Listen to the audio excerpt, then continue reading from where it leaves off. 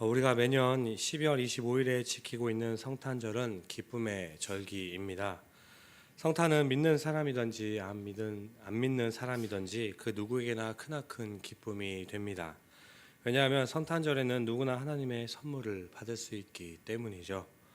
성탄절을 지켜지기 시작한 것은 성경에는 정확히 기록되어 있지 않기 때문에 언제인지는 정확하진 않지만 문헌상에 남아있는 기록을 보면 AD 175년에서 183년에 안디옥 교회의 주교였던 데오필로스의 기록을 근거로 해서 12월 25일 날에 정하는 걸로 되었다고 합니다. 하지만 이 부분에 있어서 우리는 성탄의 날짜보다는 예수님의 사역에 대한 측면을 보아야 할 것입니다. 성경을 통해 알게 되는 것은 예수님께서는 이 세상에 오시자마자 사탄의 강력한 저항을 받으셨고 생명 보존을 위해 애굽으로 피신하게 됩니다. 그리고 이후에 복음을 증거할 때에도 그의 존재를 믿는 사람들은 극소수에 불과하였죠. 그렇게 복음이 확산되는 동안에도 온갖 핍박과 시련으로 얼룩진 상황에서 복음은 증거되기 시작합니다. 이러한 상황에서 예수님의 생일을 기억하고 축복하며 잔치를 베풀 사람은 아무도 없었으며 그렇게 예수님의 생일이 언제냐 하는 이 질문은 사실상 의미가 없어 보입니다. 다만 마태복음 1장과 누가복음 2장에 기록된 대로 예수 그리스도는 이 땅에 오시었고 우리와 항상 함께 하셔서 만민을 구원하시기 위한 하나님의 역사가 시작되었다는 것이 중요하다는 것이죠.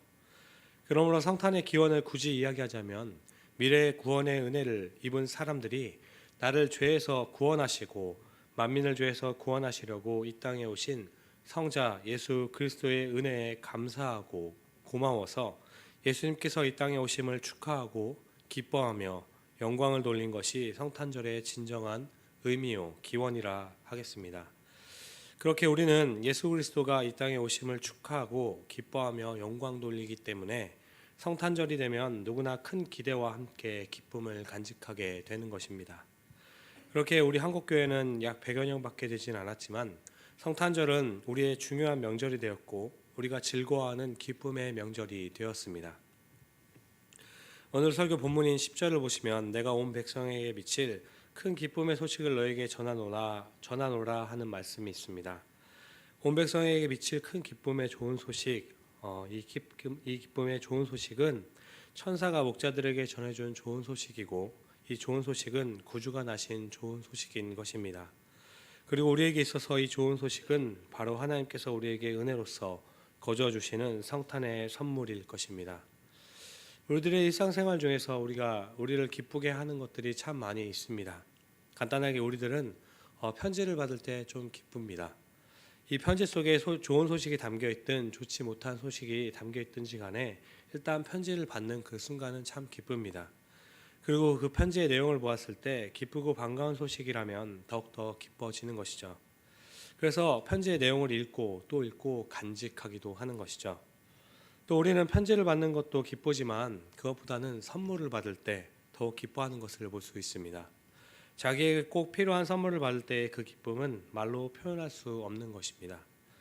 어렸을 적을 생각하면 성탄절에는 우리들의 아름다운 마음과 정을 담은 성탄절의 그 카드와 선물을 주고받으며 지내는 참 아름답고 복된 기쁨의 절기였던 것을 기억합니다. 그렇다면 성도님 여러분들은 이 아름다운 복된 절기에 기쁨의 성탄절에 여러분들이 갖고 싶은 그 선물은 무엇입니까? 마음속에 소망하는 많은 것들이 있을 것으로 생각되지만 오늘 이 성탄절에 우리들이 참으로 기뻐해야 할 선물은 하나님께서 우리들에게 직접 가져다 주신 선물입니다. 이 선물은 무엇일까? 이 선물은 바로 우리를 구원하신 예수 그리스도입니다.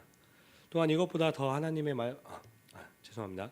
그런데요, 지금으로부터 약 2000년 전에 하나님께서 자신의 아들을 귀한 선물로 주셨을 때 많은 사람들이 그 선물을 기뻐하면서 받아들이지는 못했습니다. 왜냐하면 당시의 사람들은 너무나 바빠서 너무나 분주해서 그 귀한 선물을 받아들이지를 못했습니다. 그렇게 당시에는 여관마다 손님이 가득 차서 아기 예수를 영접할 방이 없었고 무엇보다도 그들의 마음에 준비가 되어 있지 않기 때문에 아기 예수를 맞아들일 마음의 여유가 없었습니다. 왜냐하면 그들의 마음에는 이미 세상의 욕심과 세상의 것들로 가득 채워 있었기 때문입니다. 그렇다면 우리는 과연 어떤가요? 사실 성탄절은 우리들에게는 기쁜 날일지는 모르겠지만 하나님께서는 슬프고 아픈 날일지도 모릅니다. 왜냐하면 하나님의 입장에서 보았을 때는 사랑하는 아들을 세상 가운데 보내신 날이기 때문입니다. 하지만 하나님께서는 너무나도 우리를 사랑하셨기 때문에 아픈 마음이 있지만 사랑하는 아들을 우리에게 선물로 주신 것입니다. 이것이 하나님께서 우리들에게 거저 주신 은혜의 선물인 것이죠. 이 은혜의 선물을 오늘 이 성탄절에 모두 받으시기를 주님의 이름으로 소망합니다. 하나님께서 주신 선물인 예수 그리스도는 우리들에게는 네 가지 면에서 참 기쁜 소식입니다. 또한 기쁜 선물이 됩니다. 먼저는 예수 그리스도는 구원의 선물이기 때문입니다. 본문 11절을 보시면 오늘 다윗의 동네에 너희를 위하여 구주가 나셨으니 곧 그리스도 주시니라 라고 합니다.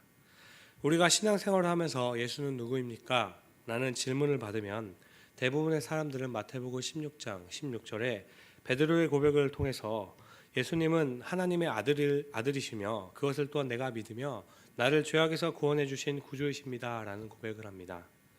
그래요. 예수님은 우리를 구원해 주신 그리스도이십니다. 구원이란 예수 그리스도를 구주로 영접하여 새로운 사람으로 변화하여서 새로운 인생을 사는 것이 구원입니다. 죄인인 우리들이 예수 그리스도를 인하여 구원함을 받을 수 있게 되었습니다. 그러므로 주 안에서 사랑하는 여러분, 하나님께서 주신 선물 중에 이것보다 더 큰 선물이 어디 있겠습니까? 멸망받을 자가 구원을 얻는 것보다 더 귀한 것은 없고 이것보다 우리를 기쁘게 하는 것은 없을 것입니다. 이처럼 예수 그리스도를 우리의 기쁜 구원의 선물인 것입니다. 다음으로 예수 그리스도는 생명의 선물입니다. 본문 12절을 보시면 너희가 가서 강포에 쌓여 구유에 누워 있는 아기를 보리니 이것이 너에게 표적이니라 라고 되어 있습니다. 여기서 강포에 쌓인 아기는 생명을 상징하는데요. 하나님께서는 우리들에게 생명을 강포로 싸서 선물로 주셨다는 의미입니다. 예수님은 이 땅에 계실 때 제자들에게 나는 길이요 진리요 생명이라 말씀하셨습니다. 우리들의 입장에서 보면 예수님이 이 땅에 오시기 전에 우리는 죄로 말미암아 죽을 수밖에 없고 더 이상 생명을 연장할 수 없는 죽음의 상태에 있었습니다. 하지만 예수님께서는 우리를 살리기 위해서 그 생명을 연장시켜 주시기 위해 생명으로 이 땅에 오셨다는 것이죠. 다시 말해 영원한 생명을 선물로 주시기 위해서 예수님은 생명으로 우리들에게 오신 것입니다.